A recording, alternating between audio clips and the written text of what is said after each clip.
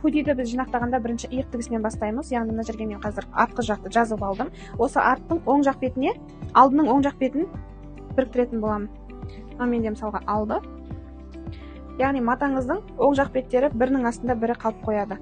Осыны ала отыра екі иықты инемен өзіңізге қыстырып алсаңыз болады. Бірақ та оверлокты қолданғанда инені бізге қолдануға болмайды. Сол себепті ине жүзі түспейтіндей етіп 2-3 сантиметрге төмен инемен қыстырып аласыз. Инемен қыстырып алғанның бір жақсысы, сізде тіккен кезде матаңыз созылып, оверлокта қисық кетіп қалмайды.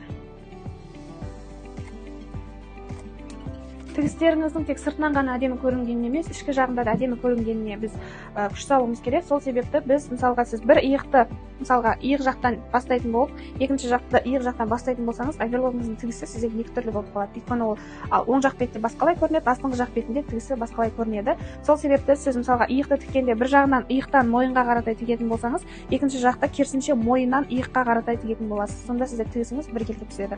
Қазір оверлокқа барып тігіп көрейік. Менде алдыңғы жақ мен жоғары қарап тұрады оверлокқа, ал астыңғы жағыңыз оверлоктың табанының астында тұрады. Мен алдыңғы жақтың иықтан бастаймын қазір. Екі ұшыңыздың бір шетте тұрғанына мән беріңіз.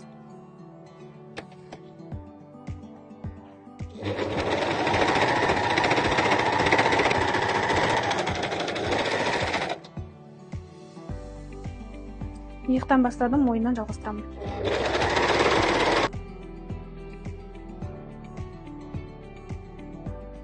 Қазір мән беріп қарасаңыздар, міне алдыңғы жақтың тігісі мен артқы жақтың тігісінде айырмашылық бар. Алдыңғы жағыңыздың тігісі екі иықта қазір менде біркелкі түсті.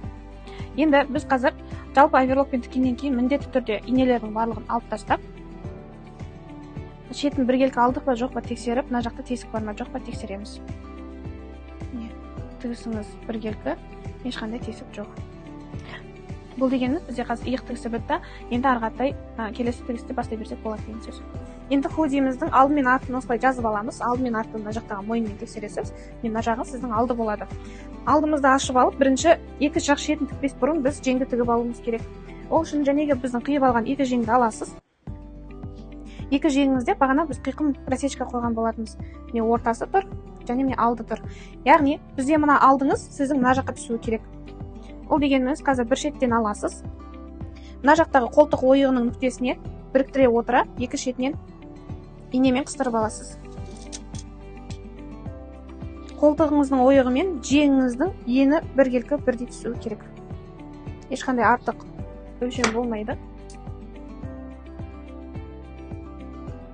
Және сияқты бұл жерде де инемен бірінші қыстырып аламыз. Және бізде орта ойығы сіздің мына жақтағы мына екі тігісіңіздің тура ортасына түсуі керек.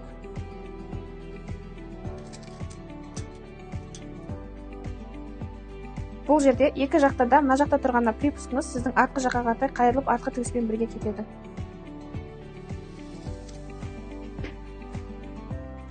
Жеңімізді қыстырып алдық. Тура осылай екінші жақты да қыстырып алып оверлокпен жүріп шығамыз. Оверлоктың тігісі және айтқанымдай біркелкі түсуі керек. Сол себепті бұл жерде де жәнегі сияқты принципті қолданасыз. Яғни бір жақтан сіз мысалы алдыңғы жақтан артқа тігетін болсаңыз, екінші жағыңызда артқы жақтан наоборот алдыға қаратай тігетін боласыз. Шеңбер тіккен сияқты өзіңіз кругпен айналып отырып тігесіз. Сонда тігістеріңіз біркелкі, барлығы бір жаққа қарап тұрады. Мысалға мен қазір алдыдан бастаймын. Жаңа айтқанымдай, сіздің иық тігісіңіз артқа қарап тұру керек, соған мән бересіз. Иық тігісін тіккенде мына жақта артып тұрған жібіңізді пышақ сізде кесіп алып тастайды.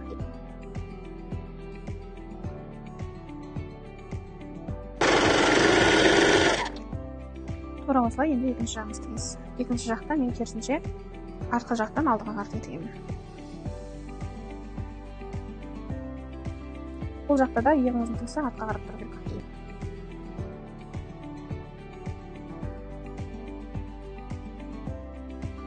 Иық тігісіміз артына қарап тұр. Бізде тігістері біркелкі, мына жақта да тігістеріміз біркелкі түсті. Келесі біздің тігіп алатын бөлігіміз бұл қалта. Егер сіз қазір мысалға киіміңіздің алды мен артын біріктіріп тастайтын болсаңыз, қалта тіккен кішкене күрделірек болады. Сондықтан біз жандарды біріктірмес бұрын қалта тігіп аламыз. Қалтаңыздың барлық шетін, яғни астыңғы жақтан бөлек жандарын және төбе жағын біз оверлокпен бірінші тігіп аламыз, өзін ғана. Бұл жерде сізде матаңыздың оң жағы жоғары қарап тұру керек. Машинкамен оверлокпен қазір бір тігісті ғана ала отыра айналдырып тігіп шығамыз. мысалға бір шекті ғана тігіп алдыңыз, енді қазір лапканы көтеріп, бұны сізге бұру керек болады. Әр бұрышта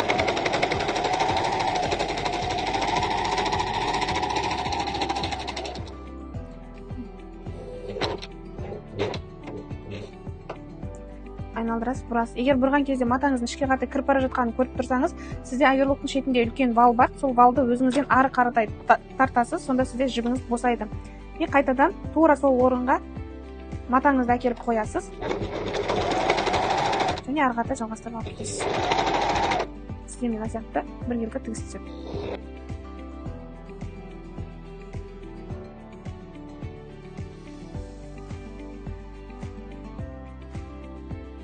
Шетін біз қазір оверлокпен тігіп алдық, ары қаратай жанау машинкасымен бұны біз сіздің негізгі деталімізға біріктіретін боламыз. Қалтамыздың жоғарғы жағынан төмен қаратай түсе отыра, қолымыз кіретін жер, яғни вход карманы дейміз, сол жерді бірінші машинкаға тігіп аламыз. Яғни оверлоктың тігісін ішке қайырып тігуіміз керек.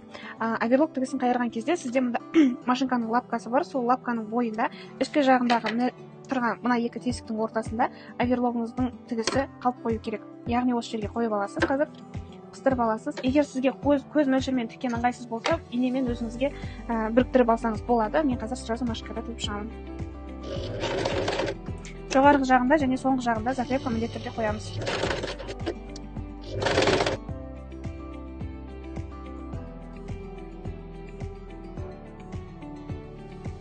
Сен мынандай бір екі тігіс түсу керек. Екінші жағыңызды да тура осылай тігіп аласыз.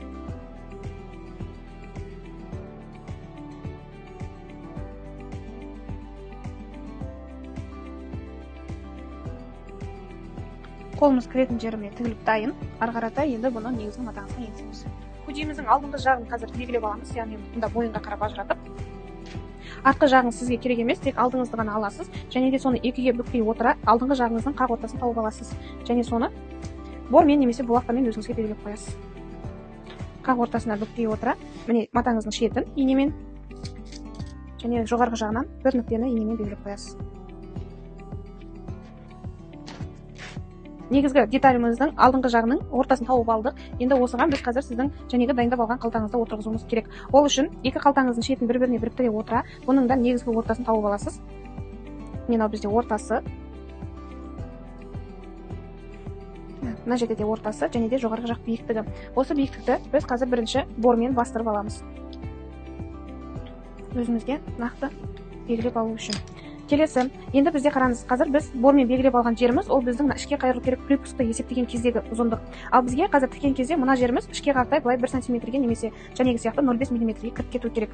Ол үшін жәнегі белгілеп алған сіздің сызығыңыздан төмен қаратай 2 см-ге түсіп аламыз. Оны да бормен белгілеп қоясыз. Және де бір-біріне біріктіріп аламыз. Орта сызығыңызды да бормен белгілеп аласыз. Келесі жаңағы қалтамыз, мысалға біздің төмен қаратай готовый дайын түрінде қандай болады, сондай қойып алған болсақ, енді бұл қалтаны жоғарғы қаратай терісінен аударасыз.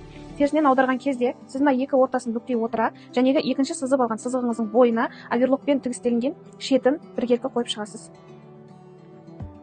Белгілеп алдық. Енді осыны инемен жәнегі сияқты тағы да қыстырып аламыз.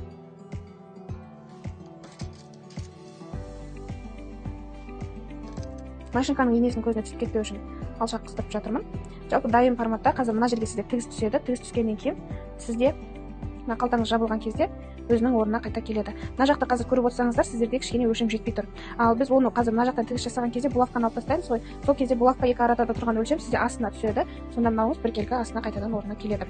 Келесі, бізде бұл үстіңгі жағы бойынша, астыңғы жағы бойынша, бізде астыңғы жағы сізде манжетпен бірге тігіліп кететіндіктен біз тек екі жақ шетін ғана тігеміз. Бірақ ол үшін бірінші астыңғы жағыңызда екі ортасын бірінші белгілеп аласыз.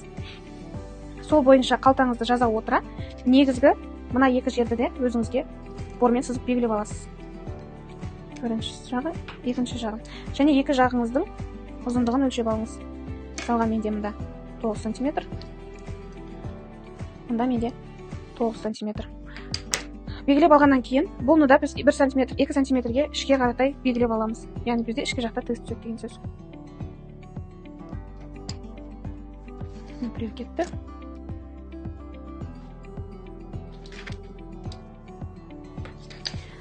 Машинкаға барғаннан кейін, қазір жоғарғы жағыңызды бірінші тігіп, булавкаларыңызды алып тастағаннан кейін, астыңғы жағыңызды дәл солай қайыра отыра, мына жақ шетіңізді оверлоктың тігіспен тігіп қойған жерін екінші сызып алған сызығыңыздың бойына қоя отыра, тағы да 1 сантиметрге тігіс бересіз. Сонда тігістің барлығы сізде қалтаңыздың ішінде қалып қояды. Машинкаға барып тігіп көрейік. Оверлогымыздың тігісін лапканың бойынан асырмай, соның бойында, мынандай шетінде ғана қойып алып, ары қаратай машинкамен тігіп шығамыз. Тігіс түсірген кезде жоғарғы жақта және соңғы жақта заклепка қоюды ұмытпаймыз. Астын тексеріп алыңыздар, астына артқы жақтың қандай да бір бөлігі бірге тігіп кетпесін.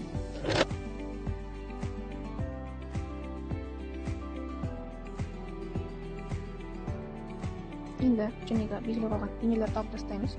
Бұлардың бізге қажеті жоқ. Келесісі бізде жәнегі астыңғы сызық. Оны да машинкаға бірінші қойып аласыз, және де қалтаңызды қайыра отыра, төмен жағы, етек жағы бізде оверлокпен тігілген жоқ қой, сол жағын осы екінші сызықтың бойына қойып аласыз. Машинканың астына кіргізесіз.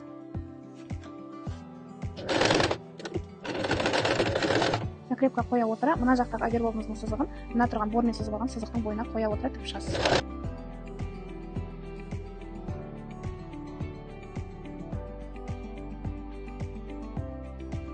Тігіп алдық, мына сияқты артық жіптерді сразу қиып алып тастап отырыңыздар.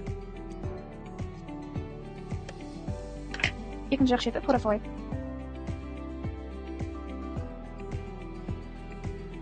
Оверлок тігілмеген жақты осы сызықтың бойымен бірден қойып аласыз.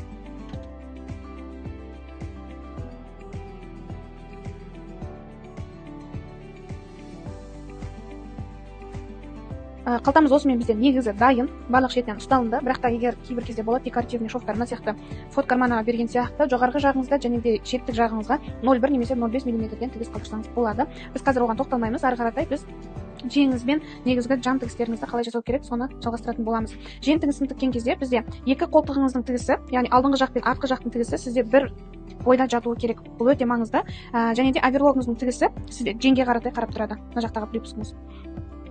Аласыз, осы екі тігісті бірінші бір-біріне қосып аласыз. Осы екеуінің бір қатарда жатқаны сіздің тігісіңіздің качествосына барлығына жақсы көмектеседі. Белгілеп алдық. Енді ары қаратай осы қоспадан жоғары қаратай жеңіңізді белгілеп аласыз.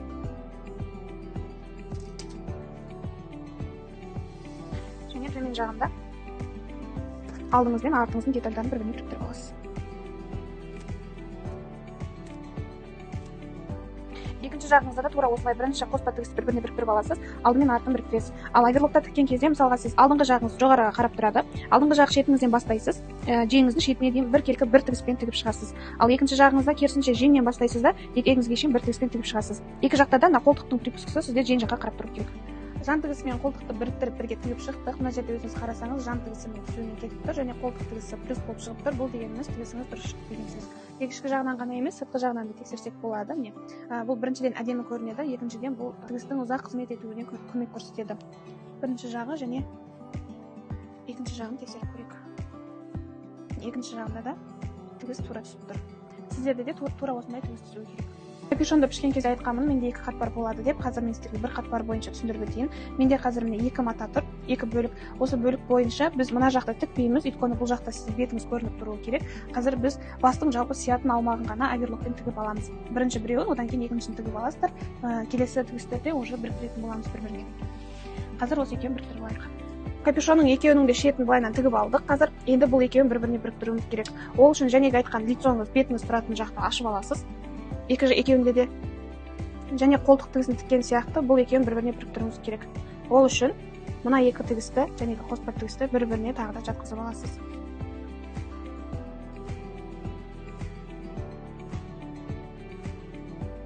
Енді осы жақты полностью мына шеттен бастап мына шетке дейін машинкамен 1 сантиметрге тігіп аласыз. Тігіс дегеніміз.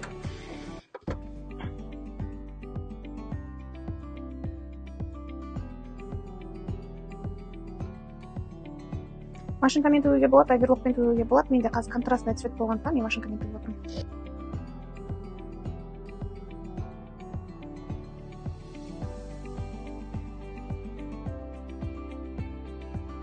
Так, екі шетін біріктіріп алдық. Енді капюшонды аударамыз. аударып үтіктеп аласыз. Және де мына екі қоспаңызды шетіне шығара отыра, мына жақтан қайтадан 1,5 немесе 2 сантиметрге тағы бір тігіс бересіз. Екеуін бір-біріне біріктіріп. Кейін мына капюшоныңыз сыртына былай шығып кетпеу үшін беріледі. Капюшонымызды міне ішке қайырып, сыртқы жағын, ішкі жағын бөліп ажыратып алдық. Және де бетіңіз тұратын жақты үтіктеп инемен қыстырып алдым. Енді бұның шетінен тағы да 1,5 сантиметрге алшақ қойып тігіп шығамыз. Тігетін тігісті мен декоративный қылып таңдадым. Сіздер өздеріңіз А мен тіге берсеңіздер болады, немесе тоже зигзагпен әдемілеп тігсеңіздер болады.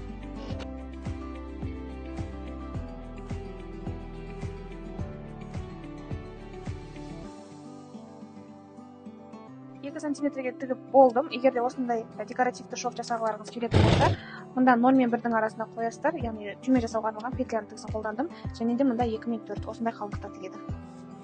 Енді бұл капюшонды қазір сіздің жағаңызға орнатамыз. Капюшонымызды енді мойынға орнату үшін артқы жағыңыздың қақ ортасын тауып алуыңыз керек. Ол үшін мына екі иықты бір-біріне біріктіресіз. Сол кезде сізде капюшоныңыздың артқы жағы, артының ортасы және алдының ортасы пайда болады. Енді осыған біз қазір сіздің капюшоныңызды орнатар кезде бізде артқы жақтың қақ ортасы белгілі, өйткені бұл жерде бізде тігіс бар. Осы тігісті жәнегі белгілеп алған артыңызға біріктіресіз. Және капюшонда сізде мына жерде былайынан ойықтау кететін аймақ бар, сол аймақ сізде иығыңыздың тұсына түсуі керек. Ал мына жақтағы тігісіңіз ортасында белгілеп алған жәнегі бөліктің мына 2 сантиметріңіздің қақ ортасынан бөлесіз, 1 сантиметріңіз мында белгілеп қойған мойынның ортасына түсуі керек. Қазірге осы нүктелерді белгілеп аламыз. Келесі жағыңызда да капюшонның екінші жақ шетінде тура солай қайталаймыз.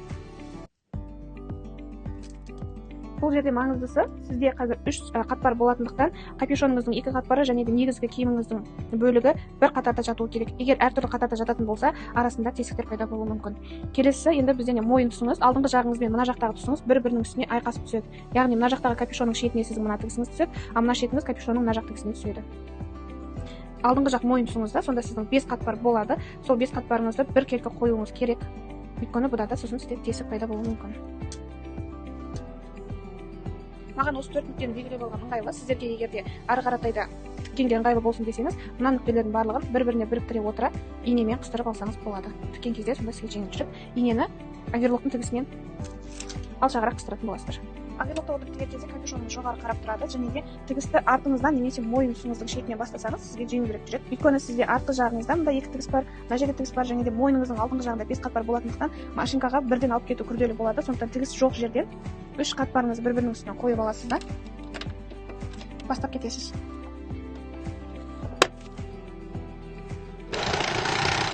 Алдыңғы жақ мойынға келгенде қолыңызбен демеп, машинкадан өтіп кетуіне көмектесесіз.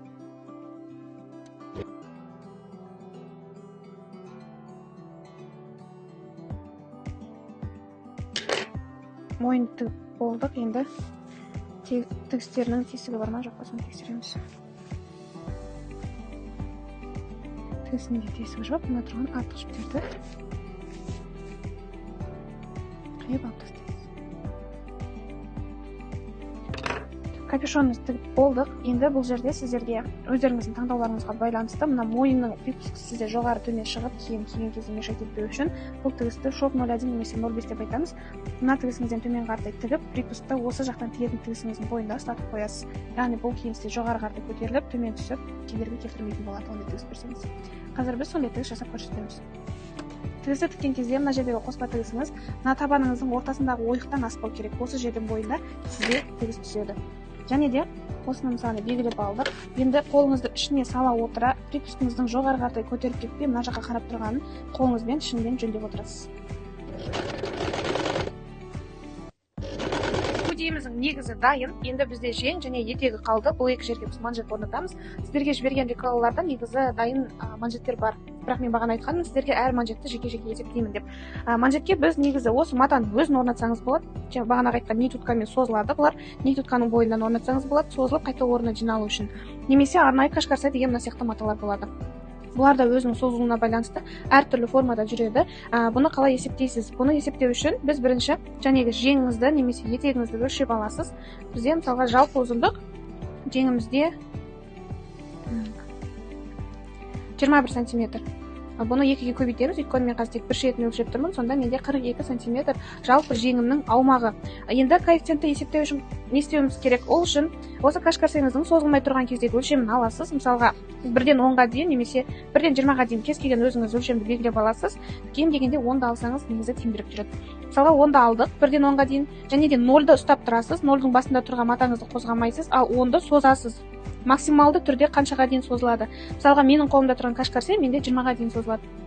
Яғни мен бұны 20 мен 10-ның арасындағы кез келген бір нүктеге аламын. Енді матаны өте қатты созсақ тоже бізде тез бұзылып кетеді. Сондықтан 10 мен 20-ның арасында 15 менде матаның созылғаннан кейінгі нұсқасы болып есептелінеді. Енді бұны қалай есептейміз? Бізде мата созылғанға дейін және 10 см болды. Сол 10-ды біз 15-ке бөлеміз. Созылғанға дейінді созылғаннан кейінгі өлшемге бөлеміз. Бізде 0,6 дегеніміз осы кашкарсенің коэффициенті болып есептелінеді. Осы коэффициентті жәнегі жеңіміздің жалпы өлшеміне көбейтеміз. Яғни менде 42 см болған. 28. Менің кашкарсемнің жалпы ұзындығы кем дегенде 28 см болуы керек. Яғни мен оны одан кейін матаға созып отырып тіккен кезде, ол мына жақта менде үлкен объемның барлығы жиналып, бір орынға сіздің білегіңіздің аймағында ғана осындай форма шығады. Келесі, егер сіздің қолыңызда мынандай кашкарсем матасы болмайтын болса, сіз өзіңіздің негізгі матаңызды жаңа айтқандай нитуткамен алсаңыз болады. Оның коэффициенті тура сонда, яғни коэффициентті өзгеру ережесі бізде сақталады. Мысалға сіз 1-ден 10-ға дейін алып аласыз, максималды созасыз, мата болғандықтан бұл максималды 16 см-ге дейін созылады. Мен 10-ды 13-ке бөлемін, және 10 мен 16-ның арасындағы оны жәнегі жеңге көбейтемін. Сол арқылы өзіме қажетті коэффициентті есептеп, қиып матаға орнатамын. Сіздерде матаңыздың созылу коэффициенті бөлек болуы мүмкін, сондықтан өзіңіз жеке осы формуланы қолдана отыра есептеп көріңіз. Мен өз өлшемім бойынша манжетті қиып алдым. Бұның биіктігі қазір менде 14 см, дайын форматта менде сонда 6 см қалады. Яғни манжетті тіккен кезде біз бұны 2-ге бүктеп тігеміз. 6 см сізде дайын форматта болады, 1 см сізде екі жақ шетінен тігіске кетеді. Қазір бізде тіктұртқыш болып тұр. Біз бұны шеңберге айналдыру үшін негізгі манжеттің екі бүйірлік жағын бір-біріне біріктіріп оверлокпен тігіп аламыз.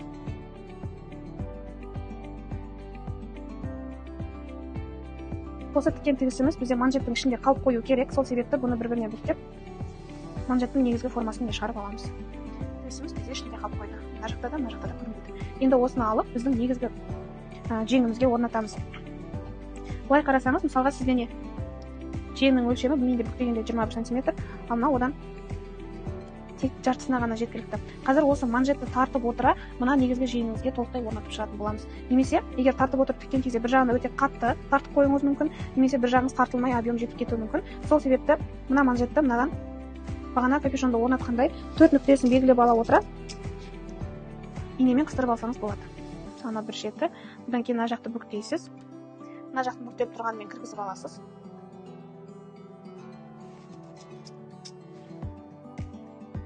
Белгілейміз. Және осы манжетті максималды тарта отыра, мына шетпен мына шетті біріктіріп отыра, тағы бір күшті тауып аласыз. Және мына жақтағы жеңіңіздің бүктелінген шетін осыған біріктіресіз. Негізгі нүктелерді біріктіріп алдық. Енді өз ара тартып отыра, мына сияқты созасыз. Негізгі матаңыз созылмай, тек манжетті ғана созып отырып тігіп шығасыз. Сізде сонда дайын форматта жеңнің барлығы осы манжеттің объемына ғана жиналып қалатын болады. Қазір тігіп көрейік.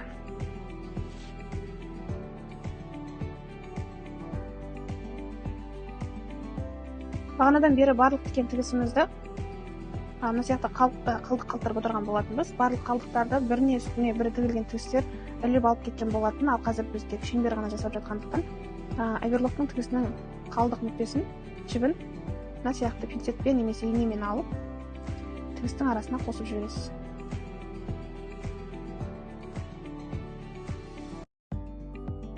Артық шығып тұрған мына сияқты жіптерді кейіннен қиып алып тастайсыз.